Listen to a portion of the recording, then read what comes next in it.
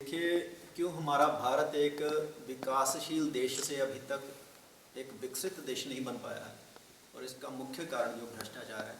और भ्रष्टाचार जो है हमारे भारत को, इसकी जड़ों को, इसके भविष्य को खोखला करता जा रहा है और दीमक की तरह चाट रहा है इसको। भ्रष्टाचार का एक ताज़ा मामला मैं आपके संज्ञान में लाना चाहता था कि ज्वाली तहसील के आईपीएच विभाग के एक बड़े स्तर के अधिकारी कि मुझे बहुत 5-6 महीने पहले से शिकायतें आ रही थी कि यहाँ पे बहुत बड़े स्तर पे भ्रष्टाचार किया गया है, तो कृपया आप इसके बारे में थोड़ी जानकारी जुटाएं और इसको रोकें।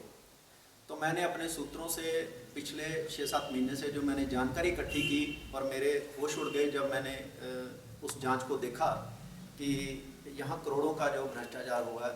और ये भ्रष्टाचार यहाँ ये जो मैंने शिकायत आप सबके सामने साझा करना चाहता हूँ।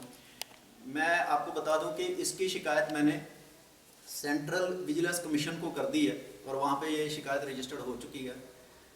उसका विवरण मैं आपको दे दूं कि आप देखें, ये सारा का सारा जो फंड था ये केंद्रीय निधि थी, यानी सेंट्रल गवर्नमेंट का सारा पैसा आईपीएच विभाग में जितना भी आया, जिसमें जल जीवन mission, CAD, command area development, urban development और भी 2-4 स्कीमें हैं जिसमें कि करोड़ों रुपए के जो टेंडर थे या अलॉटमेंट हुई है जिन कामों की, वो ग्राउंड पे काम नहीं हुआ, 1 रुपए का काम नहीं हुआ। और अपने निजी मित्रों के साथ मिलकर करोड़ों रुपए का जो है सरकार को चूना लगाया गया और लोगों का हक मारा गया। आप देखेंगे हमारे एरिया में, चाहे वो नूरपुर, ज्वाली, फतेहपुर, हमारे इलाके की 4-5 विधानसभा आप ले लें तो गर्मियों में मई-जून महीने में पानी की बूंद बूंद को लोग तरसते हैं और त्राही त्राही मच जाती है। और जब केंद्र का ये एक ड्रीम प्रोजेक्ट आदरणीय प्रधानमंत्री जी का कि जल जीवन मिशन और हर घर नल, और उसका करोड़ों अरबों की खरबों की ये योजना है, और जब इस तरह के भ्रष्ट अधिकारी आके इस पैसे को, जनता के पैसे को हड़प जाते हैं तो हमें बहुत दुख होता है। और ये इसी के लिए हमने इसकी जांच जो है वो सीबीसी से मांगी है। इसका मैं आपको मुख्य वो दूं तो यहाँ आप देखें कि जनवरी-फरवरी 2023 से 2024 तक जो काम अलॉट हुए हैं उनमें से 25 से 30% जो काम थे वो टोटली फ्रॉड है। उसका ज़मीन पे एक पैसा नहीं लगा।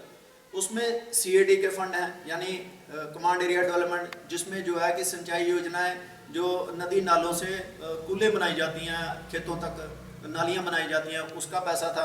अर्बन डेवलपमेंट का पैसा था।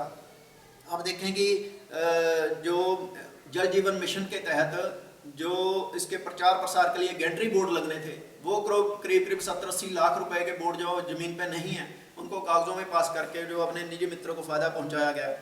अपने एक ही मित्र को, ठेकेदार को, इन्होंने 6 से 7 करोड़, इससे भी अधिक हो सकता है, उसके फर्जी डॉक्यूमेंट बना के उसको लाभ पहुंचाएगा और खुद भी पैसे हड़पे हैं।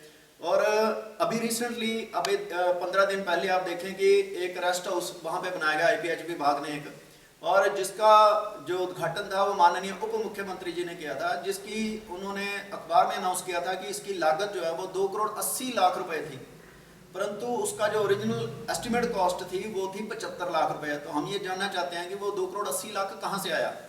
आप इसी तरह देखें कि टोटल में अगर आपको बताऊं तो अर्बन में करीब 3 से 3.5 करोड़ का, जल जीवन मिशन में करीब 3.5-4 करोड़ का, सीएडी इरिगेशन में करीब 4 करोड़ का, नाबार्ड में करीब ये 1 करोड़ के आसपास है जी। बाकी और भी मिला के तो ये 10 करोड़ से ऊपर का ये मामला है। तो इसलिए हमने इसकी जो है जांच वो केंद्र से मांगी है। तो आपने क्या इस बारे में जो संबंधित अधिकारियों से बात की है? कुछ संबंधित अधिकारी यहाँ से करने का फायदा कुछ नहीं है। आप बोलेंगे कि आपने स्टेट की एजेंसी, जहाँ आप उनके पास क्यों नहीं गए, चाहे वो विजिलेंस हो या फिर पुलिस हो या फिर हमारी क्राइम ब्रांच हो। तो उसका मैं ये है कि मेरे पहले भी विजिलेंस में बड़े मामले हैं, 3-4 और 2-2, 2.5 साल हो गए, उनका कुछ संतोषजनक कार्रवाई आगे नहीं बढ़ पाई है। तो इसलिए वो सरकार के प्रभाव में रहती है। और जब भी आप किसी बड़े अधिकारी को कोई जांच के लिए बोलते हैं, उसकी शिकायत करते हैं, तो जो हमारी जो राज्य सरकारें होती हैं वो उनके हमेशा पक्ष में आती हैं। और जब आप छोटे अधिकारी को, जेई को या पटवारी को जब आप देते हैं 500 रुपये में पकड़ेगा, तो आप देखें आए दिन उनको जलील होना पड़ता है 500 रुपये के लिए, 1000 के लिए, 2000 के लिए। पर जब बड़े अधिकारी, करोड़ों की जो वो है, जहाँ पे घपला हुआ, तो इसकी जांच हम चाहते हैं कि जांच एजेंसियां करें। हमारा ये मानना है कि ये जो करोड़ों का जो भ्रष्टाचार है, इसकी जांच एक निष्पक्ष जांच होनी चाहिए, ताकि दूध का दूध और पानी का पानी हो सके।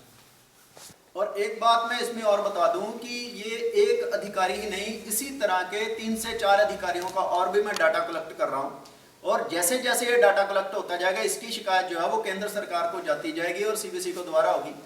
किस तरह की कार्रवाई की मांग करते हैं आप? हम चाहते हैं कि इस भ्रष्टाचार की जांच, और ये जो पैसा जो जनता का है, जो केंद्र सरकार है का पैसा है जो जनता के लिए आया था, उसको वापस लिया जाए।